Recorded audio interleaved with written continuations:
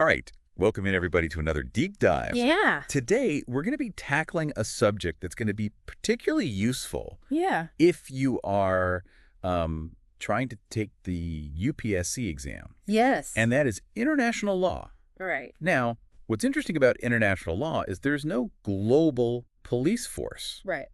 but countries mostly follow it. That is the interesting paradox about international law. So I guess the first thing we need to think about before we even get into all the complexities of international law Sure. is what even is law. Right. Well, I mean, that's a great place to start, right? Yeah. Because when we think about law in our everyday lives, Right. we think about things like traffic laws, paying taxes, all these things that are imposed upon us by the government. Right. It's not like grandma's saying you have to, chew with your mouth closed. Exactly. And, if you don't chew with your mouth closed, at least in my family, you just get yelled at by grandma, right? Right. But when it comes to domestic law, as we call it, if you break a traffic law, Yeah. you might get a ticket. If you don't pay your taxes, Right. the government can put you in jail. Wow. So there are real consequences to breaking the law, and that's one of the key characteristics of domestic law. Okay, so domestic law, it applies to everyone within the country. That's right. It doesn't matter if you agree with it or not. Right. You can't just pick and choose which laws you want to follow. Exactly. And another key characteristic is that it's public Okay. and codified. So what does codified mean? It means it's written down, it's accessible to everyone. Okay. This is what provides clarity and consistency. So we've talked about domestic law. Right. But what about international law? I mean, there's no single overarching government for the entire world. Right. So how do you even have law when there's no single government? That's the big question, right? The core difference, as you point out, between international law and domestic law is enforcement. With domestic law, you have courts, you have police. With international law, you don't. So it's all just kind of like a gentleman's agreement. Well, in a way, yes. Okay. But there are mechanisms in place to encourage compliance. What kind of mechanisms? Well, one of the earliest theories proposed by Hugo Grotius, Okay. who's considered one of the fathers of international law, I see. is that states adhere to international law out of a sense of solidarity and shared interest. Okay. It's this idea that countries, despite their differences, recognize that a stable and predictable international order is in everyone's best interest. So they realize that playing by the rules ultimately benefits everyone. Exactly. Okay, so let's take a step back in time to kind of understand how this whole system came about. Sure. And 16th and 17th century Europe, not exactly known for its peace and harmony. Right. That's putting it lightly. There were a lot of power struggles, religious conflicts, shifting alliances. Yeah, it was a pretty chaotic time. So, I mean, not exactly the ideal environment for, crafting international law. You wouldn't think so, but surprisingly, some crucial treaties emerged from this period. Okay. Treaties that actually laid the groundwork for what we recognize as international law today. Like what? What are some examples? Well, one example is the Peace of Augsburg in 1555. Okay. It granted German principalities independence from the Holy Roman Empire and gave them freedom to choose their own religion. So like sovereignty. Exactly. Sovereignty and freedom of religion, these were radical concepts at the time. And then, a little bit later on, you have the Peace of Westphalia. Ah, yes. The Peace of Westphalia in 1648. 1648. A landmark treaty. Really solidified that idea of state sovereignty. Absolutely. It challenged the notion of empires holding absolute power and established the principle of non-interference in each other's internal affairs. So you stay on your side of the line, I'll stay on mine. Exactly. It's like drawing boundaries in the sand. And then even further, the treaties of Utrecht. Right. In 1713, 1713. this really solidified the concept of fixed territory linked to sovereign authority. Imagine maps being redrawn, boundaries being established. Okay. The modern nation-state system was really starting to take shape. Yeah, it's like we're watching the birth of the modern world right now. It's a fascinating period to study.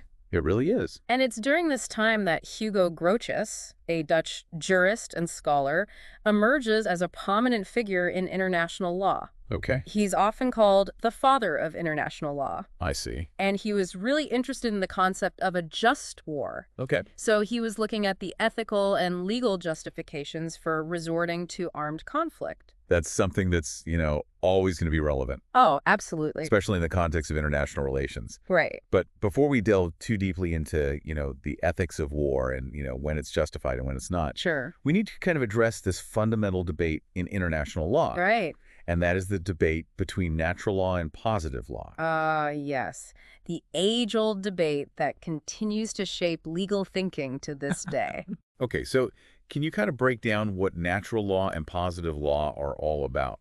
In essence, it's a philosophical debate about the very nature of law itself. Okay. Natural law argues that there are universal principles of justice Okay. and morality that transcend any man-made laws. So it's like a higher law. Exactly. It's this idea that even if a state's law permits something that's unjust, like slavery or torture, Yeah? that law is fundamentally wrong because it violates these higher moral principles. I see. So even if, like, the government says it's okay, natural law says no, this is wrong. Exactly. Now, positive law takes a different approach. Okay. Positive law says law is whatever the sovereign authority dictates. Okay. It focuses on the actual rules and regulations that are enacted and enforced regardless of whether they align with some grand moral principle. Okay, so I guess the takeaway here is natural law is what should be. Right. Positive law is what is that? You got it. And this tension between these two schools of thought has played a significant role in the development of international law. And I'm sure it will continue to play a role going forward. Oh, absolutely. So stick with us. Yes. We're going to be diving much deeper into the world of international law in the next segment. It's going to be an exciting journey. Yes, it is. All right, we'll be right back after a short break. Welcome back to our deep dive. Before the break, we were just getting into this whole idea of natural law and positive law. Right. And it really made me think, Yeah. In domestic law, you have courts, you have police to enforce those laws. Right. How does that work in the international system when you don't have that kind of, like, global enforcer? Right. That's the key difference, isn't it? There's Yeah. no global police force to, like, go and arrest a country. Right, exactly. So international law relies on different mechanisms to encourage compliance. Like what? Well, one of the primary mechanisms is a reciprocity. Reciprocity. The idea that if a country violates international law, Yeah. other countries are less likely to cooperate with them in the future. So it's about maintaining a reputation, building trust. So, like, they don't want to be the bad guy. Exactly. No one wants to be seen as the unreliable player on the global stage. Okay, but what about when, like, you have a really powerful country Right. that just decides to kind of do what it wants? Yeah, that's always a challenge with international law. There's no foolproof system to prevent powerful states from acting in their own self-interest. Right. But even in those situations, international law isn't completely powerless. Okay, how so? Well, it can act as a tool for holding states accountable Okay. by shining a spotlight on those violations, mobilizing public opinion, Okay. applying diplomatic pressure. So it's kind of like shaming them into behaving better. In a way, yes. It's about appealing to a sense of global responsibility I see. and creating consequences that even powerful states can't completely ignore. Okay, so it's not about, like, punishing them in a traditional sense. Right. But it's about making it clear that their actions have consequences. Exactly. Okay, that makes sense. So let's talk about some concrete examples Yeah. of how this actually works in the real world. Okay, well, think about international trade. Oh. There are tons of treaties and agreements that govern how countries buy and sell goods and services. Okay. The World Trade Organization, for example, provides a framework for regulating trade, resolving disputes. So there are rules of the road, even when it comes to something as competitive as international trade. Exactly. It's about creating a level playing field and ensuring that everyone plays by the same rules. I see. So it's not just about trade, though. No, not at all. Right. International law covers a wide range of issues. Okay, like what? Well, human rights, for instance. Okay. The Geneva Conventions, for example, establish rules for the humane treatment of prisoners of war Okay. and set limits on the types of weapons that can be used in conflict. So even in the midst of war, there are rules. Absolutely. There's this whole body of law called international humanitarian law that seeks to minimize suffering during armed conflict. And this is something that, anyone studying international relations really needs to understand. Oh, absolutely. Especially if you're preparing for the UPSC exam. Exactly. This stuff is crucial. It is. So we've been talking about this shift, from a state-centric view of international law Right. to something that's more expansive, Yeah. that recognizes the rights and responsibilities of individuals. Absolutely. We're seeing this trend towards what some call world law or supranational law, Okay. where individuals and non-state actors are also subject to international law. So it's not just about states anymore. Exactly. And this is reflected in things like international criminal tribunals. Right, like the ones for the former Yugoslavia and Rwanda. Oh. These tribunals were set up to hold individuals accountable for crimes against humanity. So it's like saying some crimes are so serious Right. that they transcend national borders. Exactly. They're crimes against all of humanity. And this idea of universal jurisdiction, that individuals can be held accountable for these crimes, regardless of where they're committed. It's a powerful concept. It is. And it speaks to this evolving understanding of justice and accountability in the international system. Okay, so we've covered a lot of ground here. We've talked about the history of international law, the different types of law, the mechanisms for enforcement, Right. and this shift towards a more expansive view of international law. It's a complex and fascinating subject. It really is. But the world's changing really fast. Yeah. So how is international law keeping up with all these changes? Yeah. Especially with globalization and technology. That's the big question, isn't it? And it's what we're going to be tackling in the next part of our deep dive. So stay tuned. We'll be right back. All right, welcome back, everybody, to our final part of our deep dive into the fascinating world of international law. Yeah, it's been quite a journey so far, hasn't it? It really has. We've gone through the history. We've touched on those fundamental debates about the very nature of law. Yeah, natural law versus positive law. Exactly. We've looked at how international law actually functions Yeah. in the absence of a global police force. It's a very different system than what we're used to in our domestic legal system. Right. It's a completely different animal. Yeah, it really is. But as we move further into the 21st century, there are some really powerful forces that are reshaping the very landscape of international law. Like what? What are some of these big game-changing forces that we need to understand? Well, two of the most significant are globalization and technology. Okay, so globalization, I mean, we hear that word all the time, but how is it actually impacting international law? It's creating this interconnectedness. Okay. It's never been seen before. Okay. Countries are more intertwined than ever before. Okay. Through trade, through communication, through cultural exchange. Right, so the world's getting smaller. Exactly. But Yeah. it's not just about, like, closer ties and cultural exchange. All right. Globalization has also amplified those global challenges. Okay, like what? Think about climate change. Yeah. Pandemics, economic inequality. These are big issues. They're massive issues, and they don't respect national borders. So they demand global solutions. Precisely. And that's where international law comes in. So how is international law adapting to this more globalized world?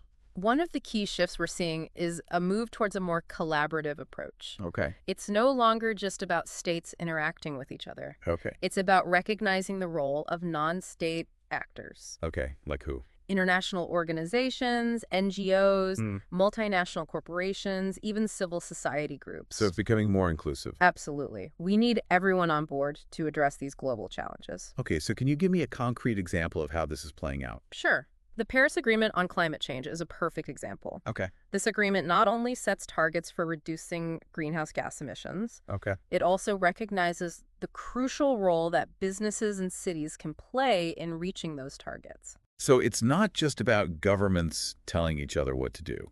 Right. It's a collective effort. A true global partnership. Exactly.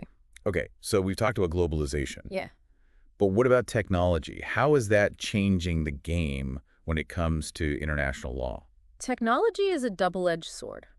In what sense? It presents both incredible opportunities and unprecedented challenges. Okay, give me an example. Take the internet, for instance. Okay, the internet. That's a big one. It's created a borderless digital space Right. where information can flow freely, people can connect. It's pretty amazing when you think about it. It is. But it's also created new avenues for crime. Cybercrime is a huge problem. Yeah. Online harassment, disinformation campaigns. Right, fake news. Exactly. Yeah. These are all issues that international law is grappling with. So it's like the Wild West out there, In many ways, it is. trying to establish rules for a space that's constantly evolving. Exactly. It's incredibly difficult, but it's also Yeah. essential. Okay, so what are some of the things that are being done? Well, we're seeing the emergence of new legal frameworks Okay. that are addressing things like data privacy, cybersecurity, So- and online content moderation. So they're trying to strike a balance. Right, a balance between protecting individual rights and freedoms, but also ensuring security and stability in this digital space. It's a tough balance to strike. It is. So for our listeners out there, especially those who are preparing for the UPSC exam, yes, what are some of the key takeaways that you think they should really focus on? Well, first and foremost, remember that international law is a dynamic and evolving system. It's not static. Exactly. It's constantly adapting to new challenges. So it's not just about memorizing a bunch of rules. No, it's about understanding the underlying principles. Okay. And how those principles are applied in a constantly changing world. Now, it's about critical thinking. Exactly. And it's also about recognizing that international law is no longer just about states. It's about the interplay between states, international organizations, non-state actors, and individuals. It's about understanding the complexity of that global network. Precisely. Wow, this has been a truly enlightening deep dive. It's a fascinating subject. It really is. And I think our listeners are now much better equipped to, grapple with the complexities of international law. I hope so. And to, see how it's shaping our world. It's an exciting field to study, that's for sure. It really is. Well, that's all the time we have for today's deep dive. Yeah, thanks for joining us. But be sure to join us next time for another fascinating exploration of, the forces that are shaping our world. We'll see you next time. See you then. And don't forget to like and subscribe to the show.